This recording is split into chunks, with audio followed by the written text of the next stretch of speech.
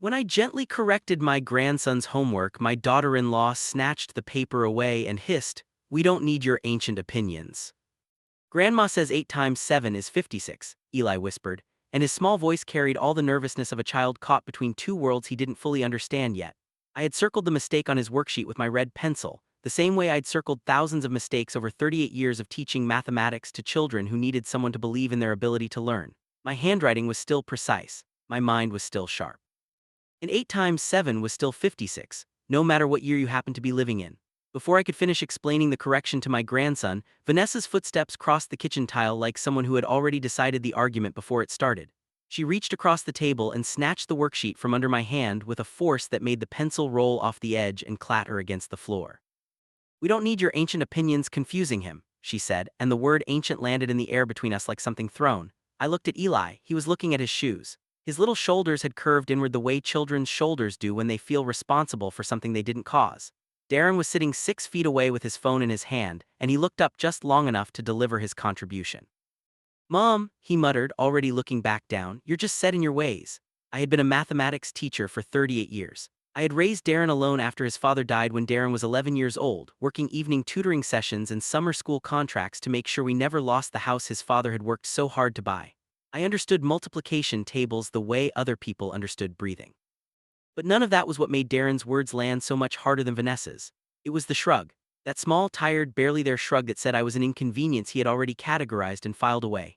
My greatest flaw has always been endurance. Not strength, not patience in the noble sense, but a specific kind of endurance that kept me folding napkins while my hands trembled, that kept me saying nothing when nothing felt like swallowing something sharp. I had spent decades believing that love meant making yourself smaller so the people around you had more room. I had practiced this so long it had become invisible to me, the way you stop noticing a scar after enough years. I quietly picked up the pencil from the floor. I set it on the table. I folded the napkins. That night I lay in the converted downstairs den they had given me when I moved in 6 months earlier, after my doctor suggested I shouldn't live entirely alone anymore. The room smelled like old cardboard and the particular staleness of spaces that aren't really meant for living. The vent above the closet connected to the kitchen on the upper floor, and sound traveled through it in a way I don't think Darren or Vanessa had ever considered. I heard the refrigerator open. I heard the television. And then I heard Vanessa's laugh, the sharp, dismissive kind that means someone is the subject rather than the audience. "She still thinks anyone cares what she says," Vanessa said. And then Darren's voice, the voice I had stayed up with through fevers and nightmares and grief, the voice I had driven to every sports practice and academic competition and school play, said, "Honestly, she's useless now, we're basically babysitting her."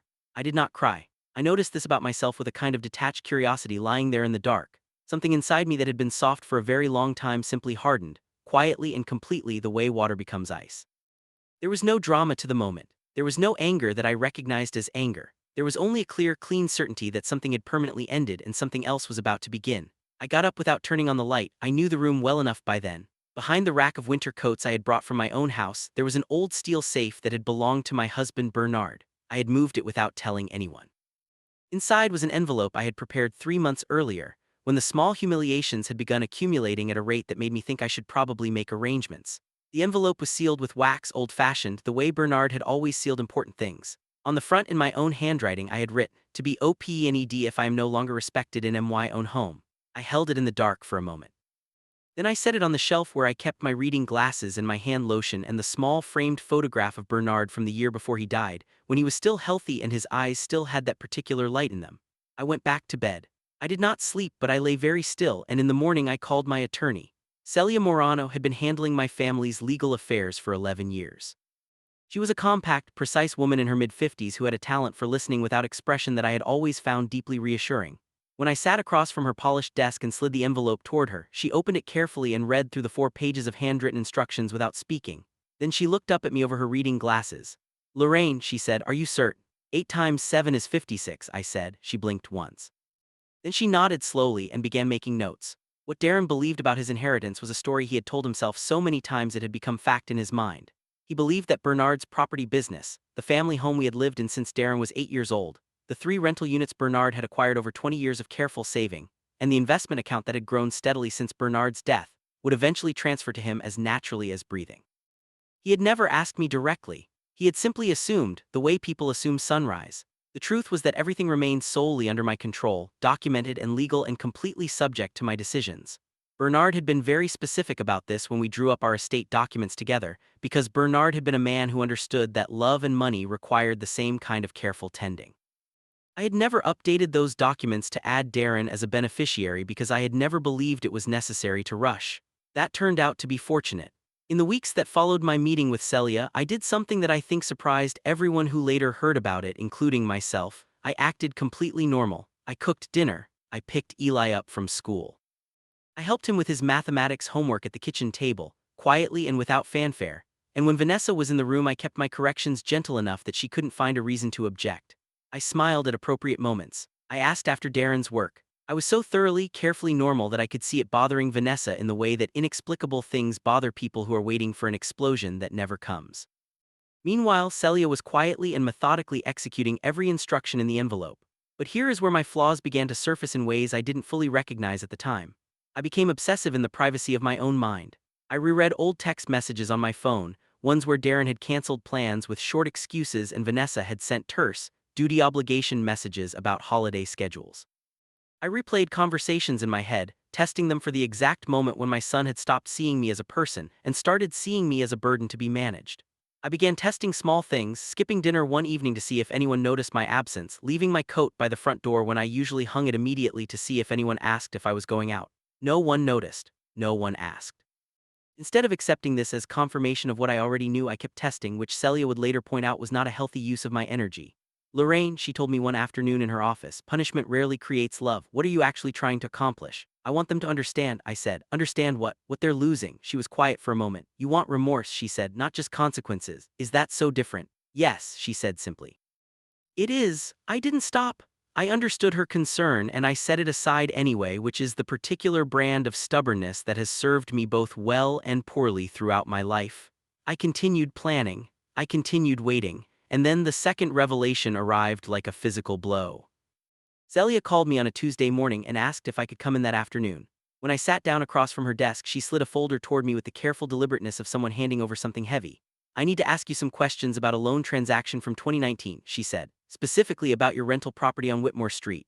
I looked at the documents in the folder. I looked at the signature at the bottom of the loan authorization. The signature was mine. Except I had never signed it. In the autumn of 2019, I had been recovering from hip replacement surgery. I had been in the hospital for 4 days and in physical rehabilitation for 3 weeks, and during that time my personal files and property documents had been accessible to Darren, who had offered to manage my mail and correspondence while I recovered. Darren had borrowed $62,000 against the Whitmore Street property, using forged authorization documents. The loan had been quietly repaid over subsequent years, which was likely why he believed it had simply disappeared into the past. But the forged documents still existed in the bank's records, and Celia had found them while conducting the thorough review I had asked her to undertake.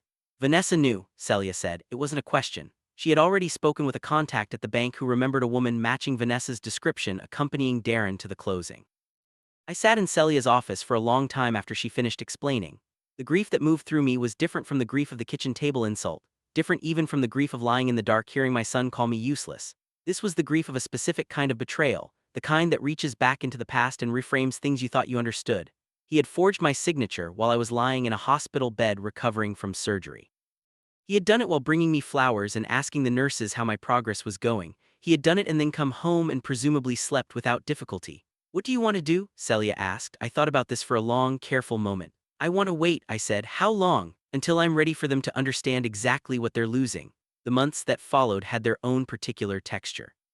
I moved through them with a steadiness that I recognized was partly genuine and partly performance, and I was not always sure which was which. My obsessiveness deepened. There were evenings when I sat with Bernard's photograph and held entire conversations with him in my head, asking him whether I was being fair, whether I was being wise, whether the cold precision I had developed was something he would recognize in the woman he had married. I didn't always like the answers my imagination gave me. I went too far in small ways during this period. I said something sharp to Vanessa one morning about her habit of letting Eli eat dinner in front of the television, something I had observed for months but held back, and I said it with more edge than the moment warranted because I was carrying too much unexpressed feeling.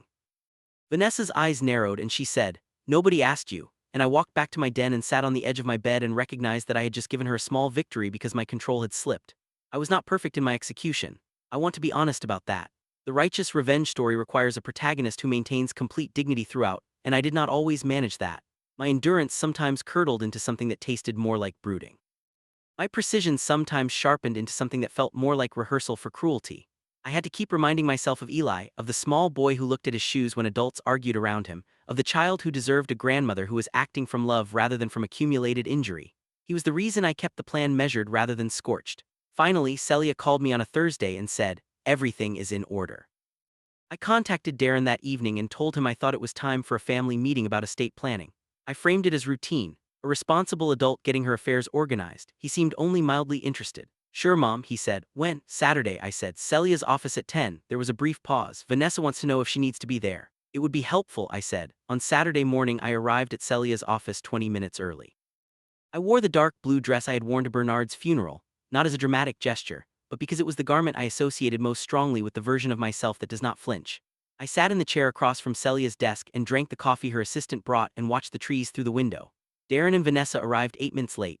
Vanessa was wearing a silk blouse and the particular expression of someone who has already decided they are present as a courtesy. Darren looked tired, which he usually did these days, and mildly bored. They sat down. Celia set the file on the desk. She did not open it immediately. "Thank you both for coming," she said. "Mrs. Avery has asked me to walk the family through some changes to her estate arrangements." Vanessa glanced at Darren. Something shifted in her posture, a slight alertness, but she kept the composed expression she wore when she wanted to project confidence she wasn't quite feeling. "What kind of changes?" Darren asked. Celia opened the file. "Effective immediately," she said in the same tone she would use to describe a change in office hours. "Mrs. Avery has revoked all prior inheritance arrangements and replaced them with the following." The silence in the room changed quality. Vanessa's smile, which had been small and politely attentive, simply vanished the way a flame goes out. "The downtown condominium property," Celia continued, reading from the document, "has been donated to the Avery Educational Foundation, established in the name of Elias Bernard Avery, for the purpose of supporting mathematics education in underserved communities." "You can't be serious," Darren said, not loudly. He said it in the voice people use when they are processing something that has not fully arrived yet. "The investment accounts totaling approximately $430,000, Celia continued without acknowledging the interruption, have been placed into a trust in Elias Bernard Avery's name, accessible when he reaches the age of 25. Vanessa turned to look at me for the first time since she sat down. Her expression was doing several things at once, and none of them were pleasant. "The Whitmore Street rental property," Celia said, "has been transferred to a charitable organization serving senior housing needs, effective at the end of the current tenant's lease." "Stop," Darren said. He was looking at me now. "Mom, stop." "The family home," Celia said, "in which Mrs. Avery currently resides will be listed for sale within 90 days. Darren pushed back from his chair and stood up. "You cannot do this," he said, and now his voice was loud. "That is our family home. That house is our history. You cannot just sell it." I looked at him. He was 43 years old and he was angry in the way children are angry when a consequence arrives that they considered impossible. "Darren," I said, and my voice came out quieter than I intended, which was perhaps its own kind of power. "Sit down." "I will not sit down. I want to know what this is. I want to know why you're doing this." "Because family already left me a long time ago," I said. "And I spent too many years pretending otherwise." Vanessa stood as well. "This is vindictive," she said. "You are punishing us for one argument." "One argument," I repeated. "Vanessa, do you think I'm referring to the homework worksheet?" "I have no idea what you're referring to. I've done nothing but welcome you into my home." "I heard you," I said, "through the vent above the kitchen. I heard you tell my son that I was useless." I heard him agree. Darren's face changed. Something moved across it that I recognized, the way a child's face changes when they realize an adult actually saw what they did. He opened his mouth and then closed it. Vanessa, to her credit or perhaps her detriment, did not flinch. "People say things," she said. "Private conversations. You were eavesdropping." "I was lying in the room you gave me," I said, unable to sleep and sound carried. "I didn't engineer it." "This is an overreaction too?" "There is a second matter," Celia said, and something in her tone made both of them stop. She slid a separate document across the desk. The forged loan authorization. The silence that followed was a different kind of silence than the previous ones. Darren looked at the document. His face went through several colors. Vanessa looked at it and then looked away, which told me everything I needed to know about what she was prepared to do in the next few minutes. "Where did you get that?" Darren asked. His voice was very quiet. "From the bank's records," Celia said. "They retain originals for a minimum of 10 years per regulatory requirements." "I can explain that," Darren said. "I was going to explain it. I've been meaning to talk to you about it for years. There was a debt situation and I was going to pay it back, and I did pay it back, and you forged my signature," I said, "while I was in the hospital." He stopped talking. "While I was recovering from surgery," I said, "and you were bringing me flowers and asking my nurses how I was progressing." "Lorraine, while you were eating at my table," I said, "and living in my house and accepting money I gave you for Eli's school supplies and Christmas gifts and birthday parties." While I was making myself small enough to fit in a downstairs den that smells like cardboard, you forged my signature and then you came home and you went to sleep. I'm sorry, he said, and the words came out broken and too small for what they were trying to cover. I needed the money and I was scared and I didn't know how to ask you and I was going to tell you and then time went on and it seemed easier to just let it disappear, I said. Yes, he sat down, he put his face in his hands. Vanessa was standing very still and I noticed that she had moved slightly away from Darren, the way people move away from something when they're calculating whether the distance might protect them. You knew, I said to her. She looked at me. Vanessa, I said. Don't what? Don't tell me you didn't know, don't insult what remains of my patience. She looked at the window. I knew after the fact, she said finally. He told me later, I didn't know he was going to do it. But you knew he had done it. Yes, and you said nothing. He's my husband. I'm his mother, I said, and I was recovering from surgery. The silence stretched out long enough that it became its own presence in the room. And then Eli's voice arrived from a corner of my memory, the shy, careful voice of a child who understood more than the adults around him credited, and I thought about what it would do to him to watch his father face criminal prosecution, to have that as the defining story of his childhood. This was the moment where my flaws and my better instincts pulled in opposite directions, and I was aware of both simultaneously, which was perhaps the most honest I had been with myself in months. I wanted Darren to feel it entirely. I wanted him to sit in a police station and answer questions and know what it felt like to be seen clearly for what he was, and I also knew that Eli would carry that. I chose Eli. I'm not pressing criminal charges, I said. Darren looked up. What? For the forged documents, I'm not going to the police. His expression cycled through relief so fast it was almost insulting. Mom, thank you. However, Celia said, producing another document, you will be removed from any financial authority over Mrs. Avery's remaining assets effective today. You will sign this acknowledgement of the forged loan transaction which will be held in Mrs. Avery's legal file, and you will vacate the family home within 90 days as previously stated. We need more time than that, Vanessa said sharply. We have a child in school, we have a life here. 90 days, I said. I spent 38 years teaching children to understand things that seem difficult. I have faith in your ability to find housing within 90 days. Darren signed the acknowledgement. He signed it without looking at me, which told me the shame was genuine, or at least genuine enough to be uncomfortable sitting next to. Vanessa signed the related documents with the controlled precision of someone who is furious, but has decided that fury is not currently useful. And then before Celia could close the folder, Eli's small voice entered the room through the most unexpected door. Because Eli had not been in that meeting. He was at school 8 miles away, and he would not hear about any of it until that evening when Darren went home to explain, and what he would say to his father then would reach me only months later, folded inside a crumpled math worksheet. What I know is what Darren told me Eli said when Darren sat down with him that evening and tried to explain. Darren said that Eli listened to the whole thing without interrupting, which was unusual for a 9-year-old, and then looked up at his father with those careful, serious eyes and said, Dad, did you really steal from Grandma? And Darren said he could not answer, which Darren wrote to me later was the single worst moment of the entire experience, worse than the meeting, worse than signing the documents, worse than telling Vanessa that the investment accounts and the condo and the house were gone. Being unable to answer his son's question. In the months that followed, the weight of what had happened settled over all of us in different ways with different pressure. Darren and Vanessa found a rental townhouse 20 minutes away. The transition was not smooth. I heard through Celia that there had been significant conflict between them about the Whitmore Street loan, about Vanessa's role in maintaining the silence, about the accumulated choices that had led them to a Saturday morning in a lawyer's office signing away things they had assumed were already theirs. I did not take satisfaction in this the way I had expected to. I had expected a clean feeling, something like justice having a particular texture. Instead I felt something more complicated, a tiredness, and beneath the tiredness something that might have been the beginning of grief for the son I had known before whatever happened to him happened. Celia had been right that punishment rarely creates love. What it creates is a reckoning which is not the same thing and does not feel the same way. I moved into a small lakeside cottage in early spring.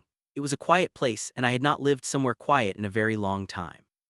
The mornings had a quality I had forgotten existed, the particular stillness of a house where you choose everything yourself, where no one sighs when you speak, where your presence is not a calculation someone else is making. I began volunteering at a community center that ran an after-school mathematics program. The children there were between 8 and 13, and they came from families who were working hard and stretching thin, and they needed someone who understood both mathematics and the specific dignity of being taken seriously. I was useful there in ways I recognized and remembered. When I explained why 8 times 7 was 56, the children wrote it down carefully. When I circled a mistake with my red pencil, they leaned in to understand it rather than away from embarrassment. I found myself again in that room, in small pieces, one Tuesday and Thursday afternoon at a time. One autumn day about 6 months after the meeting in Celia's office, I was sitting at a table at the community center helping a girl named Rosa understand fractions when I heard the door open behind me. I did not look up immediately because I was mid-explanation and Rosa was just on the edge of understanding something, and the edge is where you cannot look away. When Rosa's face opened into comprehension, I turned.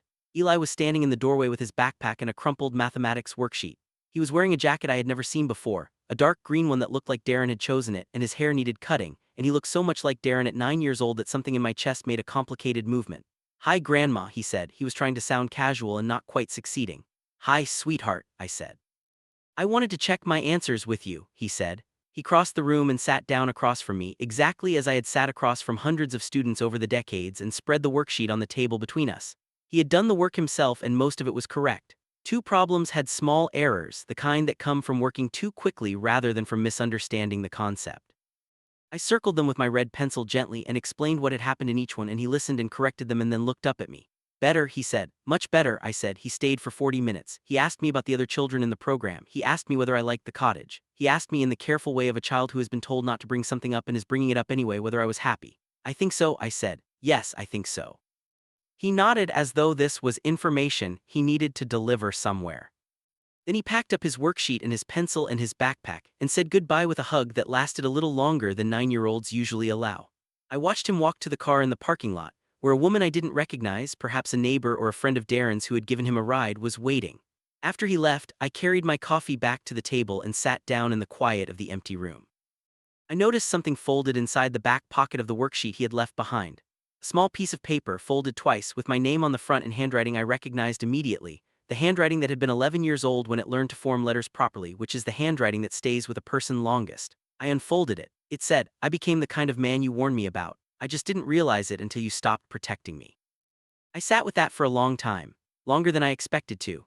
The light through the community center windows moved across the floor the way it does in autumn, low and golden and briefly generous. I thought about Bernard, who had known how to hold difficult things without being broken by them. I thought about Celia's quiet voice saying punishment rarely creates love. I thought about 38 years of children who had needed someone to circle their mistakes with patience rather than contempt. I thought about what it means to protect someone in the way that helps them grow rather than the way that prevents them from needing to. And I thought about a small boy in a dark green jacket, walking across a parking lot with a corrected mathematics worksheet and a secret errand for his father, not old enough to know exactly what he was carrying but old enough to understand that it mattered. Eventually I stood up and carried Darren's note to the small fireplace in the community center's lounge, which we kept lit in autumn for the children who arrived cold from the bus. I held the note for a moment. I thought about keeping it. I thought about the steel safe behind the winter coats and the sealed envelope and the way I had held things tightly for years because holding tightly felt like control. Then I placed the note in the fire. I watched it catch and curl and become light and heat and smoke. I did not feel empty afterward. I felt lighter than I had in longer than I could clearly remember. The thing I had been holding had not disappeared. It had transformed into something that didn't need to be stored anymore, something that had been seen and acknowledged and could now simply exist as part of the past rather than as a weight in the present. I was not finished grieving. I understood that clearly. The relationship I'd had with the idea of my son was still something I was learning to live without, and that takes longer than a legal meeting and a burning letter to work through. I still had the flaw I had always had, the endurance that sometimes became obsession, the tendency to make myself small when I should speak and then speak too sharply when the pressure had built too long. I was still working on that. But I was working on it in a lakeside cottage that was mine, in Tuesday and Thursday afternoons where children listened when I spoke, in the particular piece of a house that chose me back. Eli would come again. I was certain of that. He would bring more worksheets with careful mistakes and I would circle them with my red pencil and he would learn, and that learning would belong to him in a way that no one could borrow against or forge a signature on. That was, in the end, the only inheritance that had ever truly mattered. The rest had been numbers on documents. The rest had been walls and accounts and the story Darren told himself about what was already his. 8 times 7 is 56, it always has been, and some things I was finally learning you simply have to allow to be true and stop carrying the rest.